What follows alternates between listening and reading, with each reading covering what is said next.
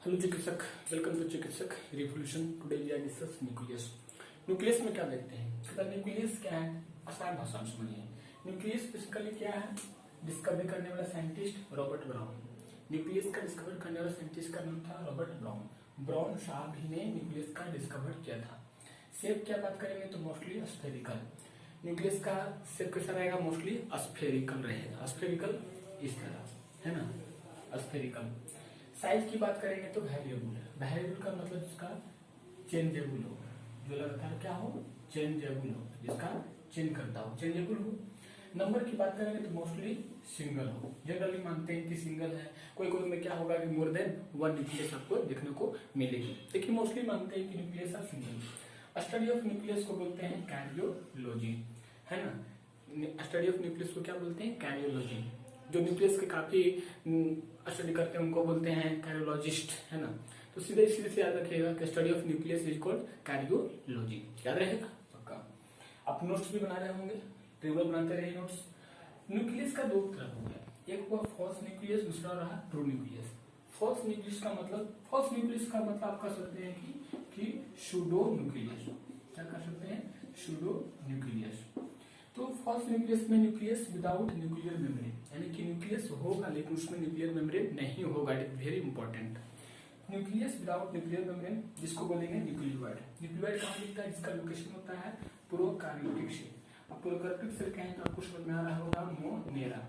Monera is the prokaryotic cell. It is very important. Now true nucleus. True nucleus, nucleus with nuclear membrane.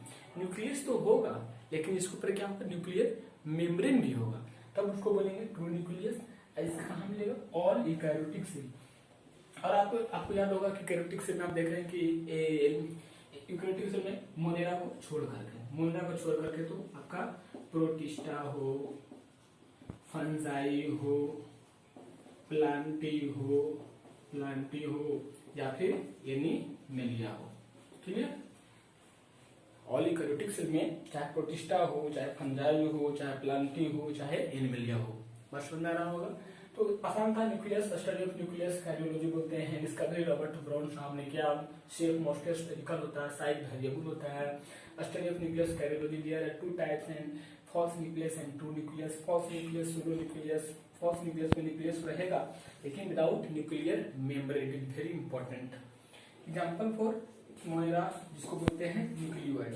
को पूछेगा nucleoid क्या होता है तो nucleoid is nothing but is the nucleus without nuclear membrane is called nucleoid. True nucleus में nucleus with nuclear membrane found in all eukaryotic cell. आप समझ चुके हैं। अब इसके बाद हम लोग पढ़ेंगे पोजीशन ऑफ न्यूक्लियस। न्यूक्लियस का पोजीशन कैसे होता है? It is very important. लगातार नोट्स बनाते रहिए। पोजीशन ऑफ न्यूक्लियस, न्यूक्लियस का पोजीशन कहाँ होता है? It is very important. Position of nucleus, है ना। तो पोजीशन ऑफ न्यूक्लियस में दो तरह का, एक सेंट्रल, दूसरा peripheral. Position of nucleus, nucleus का पोजीशन कहाँ होगा? तो न्यूक्लियस का पोजीशन में बात करें लोग प्लांट सेल और दूसरा एनिमल सेल। दो तरह का तो देखेंगे हम लोग, एक प्लांट सेल, दूसरा animal cell. Plant cell and animal cell. Clear? Plant cell में देखेंगे पेरिफेरल। प्लांट सेल में न्यूक्लियस होगा पेरिफेरल। किस क्यों रहेगा? Due to presence of central large vacuole. समझ में आ रहा होगा। Due to presence of central large वैक्यूल। सेंट्रल लार्ज क्या? वैक्यूल। वैक्यूल्स के मेम्ब्रेन को बोलते हैं tonoplast. Vacuole is the single membrane. Clear है? एनिमल सेल में सेंट्रल। एनिमल सेल में कहा? सेंट्रल, यानी कि बीच में देखिएगा, है ना, सेंट्रल न्यूक्लियस। और न्यूक्लियस सेंट्रल होने के कारण एनिमल सेल में देखिएगा न्यूक्लियस कहाँ? सेंट्रल दिखेगा, जबकि प्लांट सेल में peripheral due to presence of central large vacuole. Clear? अब बात कर लेते हैं कुछ नंबर ऑफ न्यूक्लियस, है ना। Number of nucleus, number of nucleus, कितना नंबर ऑफ न्यूक्लियस आपको दिखता है ना। नंबर ऑफ न्यूक्लियस में non nucleated, mononucleated and multinucleated. Non nucleated एक, mononucleated non nucleated mononucleated and multinucleated. Non nucleated का मतलब सीधी सा, अगर आप नॉन न्यूक्लिएटेड का मतलब क्या, न्यूक्लियस नहीं, न्यूक्लियस इसमें नहीं। अगर आप बात करोगे प्लांट सेल, तो प्लांट सेल में न्यूक्लियस कहाँ नहीं होता है? अरे प्लांट सेल के सीड ट्यूब में न्यूक्लियस नहीं होता है, सीधी सी बात है। लेकिन एनिमल सेल में बात कहेंगे तो कहाँ न्यूक्लियस नहीं होता है, याद है? एनिमल्स में न्यूक्लियस आपको RBC है ना, एथ्रोसाइट्स RBC एनिमल सेल में क्या होगा, न्यूक्लियस देगा। देखिए मोनोन्यूक्लिएटेड बात करेंगे तो most of the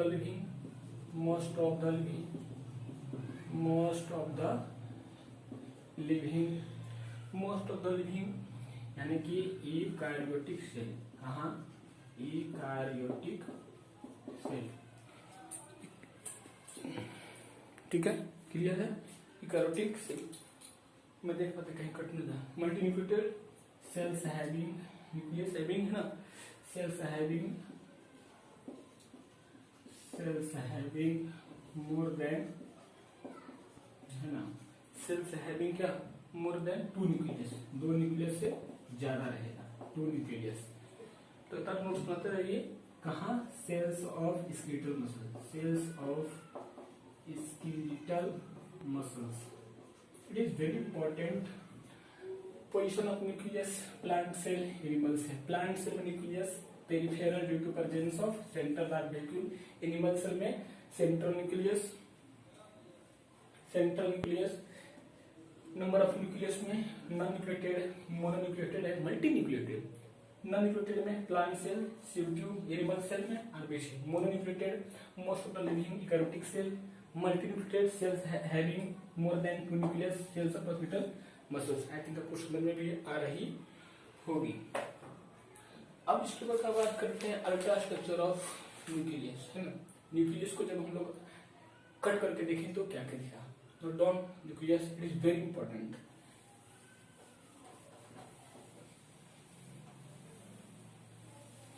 ultra structure of nucleus,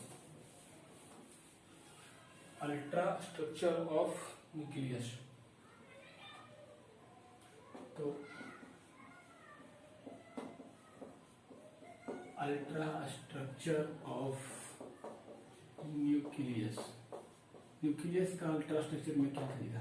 ultra structure का मतलब स्क्रीन देखा गया हो, कोई माइक्रोस्कोप के द्वारा दिखा गया हो, है ना, इलेक्ट्रॉनिक माइक्रोस्कोप से दिया गया हो, तो उसमें क्या करिएगा? फर्स्ट सेक्शन में हम लोग बात कर लेते हैं अल्ट्रा स्ट्रक्चर ऑफ न्यूक्लियस में। न्यूक्लियर इन्वेलप है ना, ऐसा नहीं है, न्यूक्लियर इन्वेलप है। न्यूक्लियर इन्वेलप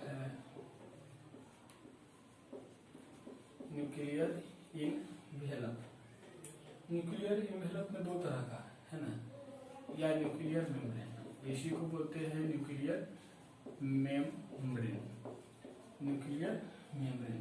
2 तरह का, आउटर मेम्ब्रेन और इनर मेम्ब्रेन। आराम से बनाते जाइए notes. Outer membrane and outer membrane जो कि टुवार्ड्स द साइटोप्लाज्म, जो कहाँ मिलेगा? टुवार्ड्स द साइटोप्लाज्म, है ना, जो कि यहाँ क्या रहेगा? Continuous with endoplasmic reticulum and contains ribosome. क्या रहेगा वहां पे? राइबोसोम्स रहेगा, है कि नहीं? एक रहेगा क्या? Inner membrane. दूसरा क्या रहेगा? Inner membrane towards the nucleoplasm, है ना, टुवार्ड्स द न्यूक्लियोप्लाज्म। फिर उसी में एक आता है, एक आपका क्या रहेगा? Perinuclear space. न्यूक्लियर अपन लोग समझ कर लेंगे। पेरी न्यूक्लियर स्पेस, ये पेरी न्यूक्लियर मतलब स्पेस बिटवीन, है ना, space between outer and inner nuclear membrane, inner nuclear membrane, उसी को बोलते हैं क्या, पेरीन्यूक्लियर स्पेस। इसके बाद आएगा nuclear pore. Nuclear pore, nuclear pore का मतलब है ना, जो कि न्यूक्लियर मेम्ब्रेन, आजकल तो थोड़ा सा लंबा, चूंकि it is very important. Nuclear membrane interrupted, छोड़ तो नहीं सकते हैं, है कि नहीं, एक हमें पत्थर में कैसे चला है न्यूक्लियस को, है ना, न्यूक्लियस इंपॉर्टेंट है, क्वेश्चन दिखता है, इंफॉर्मेटिव है। न्यूमरस माइन्यूट पोर, कैसा पोर, माइन्यूट पोर्स, जहां where outer and inner nuclear membrane और क्या रहेगा वहां पे, फ्यूज। फ्यूज का मतलब जुड़ा हुआ रहेगा। साथ में क्या करता है, it help in transfer of proteins and RNA, transfer and RNA in both, है ना, बोथ डायरेक्शन, दोनों डायरेक्शन में, that is towards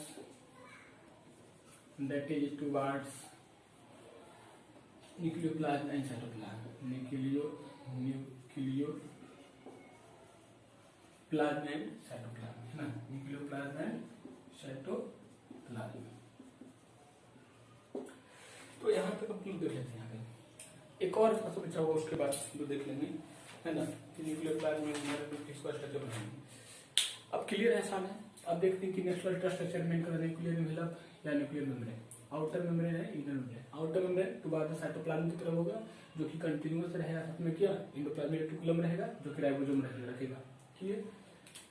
inner membrane रहेगा डोर टू बाद न्यूक्लियर प्लाज्म अंदर क्यों रहेगा। पेरीन्यूक्लियर स्पेस का मतलब space between outer and inner nuclear membrane. Nuclear membrane के आउटर और इनर मेम्ब्रेन को क्या बोलेंगे, पेरीन्यूक्लियर स्पेस। आपको याद होगा कि माइटोकॉन्ड्रिया हो, न्यूक्लियस हो, क्लोरोप्लास्ट हो, और डबल मेम्ब्रेन है। तो यहाँ भी न्यूक्लियर पोर में क्या होगा, nuclear membrane interrupted by numerous minute pores where outer and inner nuclear membrane are fused, दोनों मिला रहेगा। फिर कहता है it help in transfer of proteins, क्या करता है न्यूक्लियस जी, प्रोटीन्स बाहर आने को ट्रांसफर में हेल्प करेगा, वो डायरेक्शन में, है ना, towards the nucleoplasm and cytoplasm. अरे अंदर घुसेंगे तो न्यूक्लियोप्लाज्म, बाहर निकलेंगे तो साइटोप्लाज्म मिलेगा। तो न्यूक्लियोप्लाज्म साइटोप्लाज्म को क्या वहां से इंफॉर्मेशन को, प्रोटीन्स को, आरएनए को ले जाने में हेल्प करेगा। क्लियर यहाँ तक। एक थोड़ा सा बचा हुआ हम लोग बात कर लेते हैं, मतलब न्यूक्लियोप्लाज्म, इसी में nuclear envelope, perinuclear space, nuclear pore, और इसके बाद है nucleoplasm. It is very important, nucleoplasm. आराम आवश्यक चाहिए, बस लेक्चर लंबी हो गई है ना, कॉन्सेप्ट है तो कॉन्सेप्ट में तो समय देना ही होगा, इम्पोर्टेंट है ना। भाई सर आराम से पढ़ाई, आराम से चल रहा है। न्यूक्लियोप्लाज्म, न्यूक्लियोप्लाज्म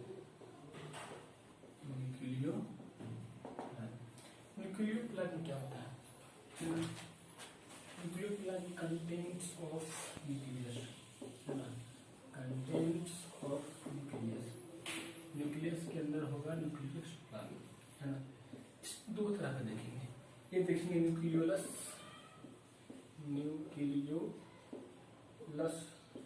न्यूक्लियस, और दूसरा क्रोमैटिन फाइबर्स, है ना, क्रोमैटिन फाइबर्स जो कि made up of nucleoproteins and DNA बना रहेगा। क्लियर, जो कि हेल्प करेगा किसमें जी, सेल को डिवीजन में, जैसे कि आपको क्रोमोसोम। नोट्स समझ जाइए फटाफट। न्यूक्लियस में नॉन मेम्ब्रेन, है ना, spherical non-membranospheral structure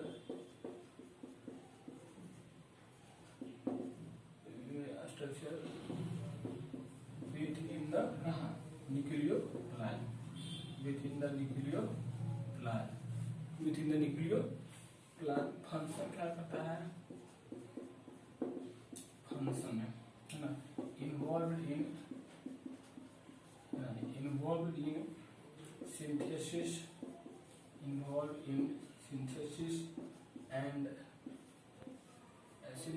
and storage, है ना, storage of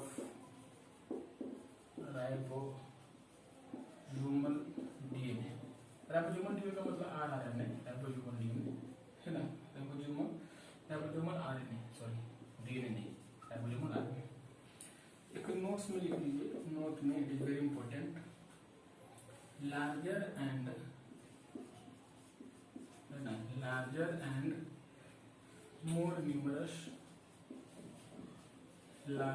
and more numerous nucleoli are present in cells, actively changing, actually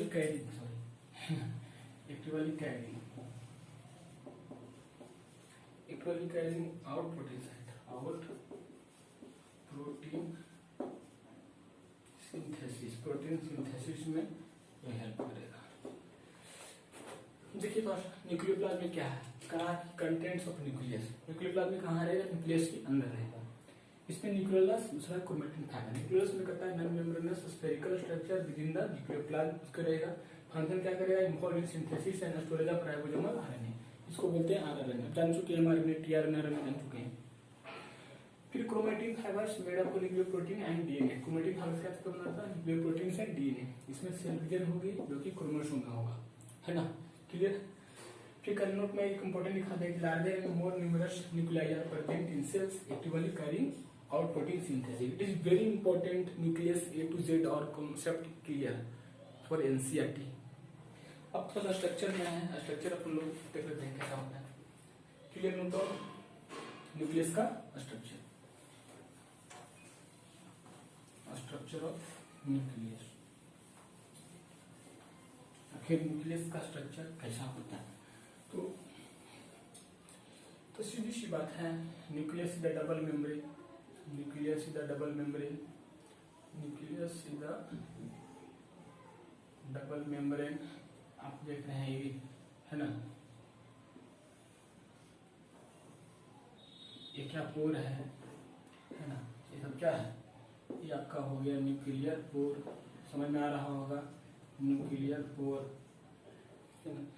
अंदर देख रहे हैं क्या है, क्रोमैटिन फाइबर्स, क्रोमोसोम, अंदर क्या है, क्रोमोसोम। इधर देख रहे हैं आउटर मेम्ब्रेन, इधर देख रहे हैं आप आउटर मेम्ब्रेन। आज का लेक्चर थोड़ा सा बड़ा ही रहेगा, धैर्य से सुनिएगा, it is very important. Inner membrane, outer membrane है न्यूक्लियो, यहाँ इसके अंदर क्या जहाँ भरा रहेगा जिसको बोलेंगे हम लोग क्या, न्यूक्लियोप्लाज्म। न्यूक्लियस से यहाँ का कंटेंट है क्या, एंडोप्लाज्मिक रेटिकुलम, इसी पे रहेगा राइबोसोम रहेगा। क्लियर है आपको यार, मैं बता नहीं रहा हूँ, ये सब जान चुके हैं आप, है ना।